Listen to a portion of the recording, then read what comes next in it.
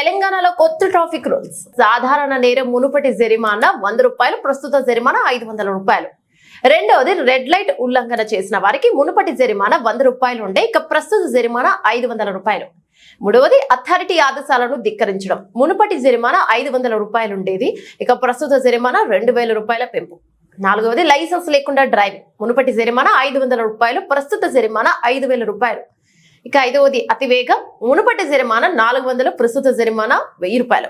ప్రమాదకరమైన డ్రైవింగ్. మునుపటి జరిమానా 1000 రూపాయలు, ప్రస్తుత జరిమానా 5000 రూపాయలు. ఇక ఏడవది మద్యం ప్రభావంతో డ్రైవింగ్.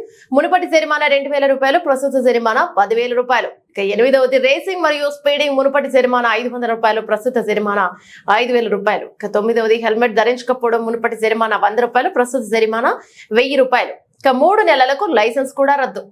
ఇక 10వది సీట్ బెల్ట్ ధరించకపోవడం. మునుపటి జరిమానా 100 రూపాయలు, ప్రస్తుత జరిమానా 1000 రూపాయలు మాత్రమే.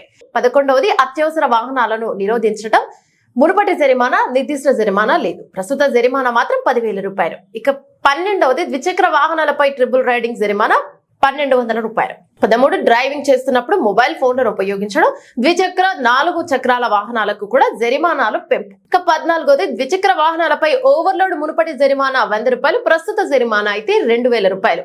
3 నెలలకు లైసెన్స్ కూడా రద్దు. ఇక 15వది బీమా లేకుండా డ్రైవింగ్. మునుపటి జరిమానా 1000 రూపాయలు, ప్రస్తుత జరిమానా 2000 రూపాయలు.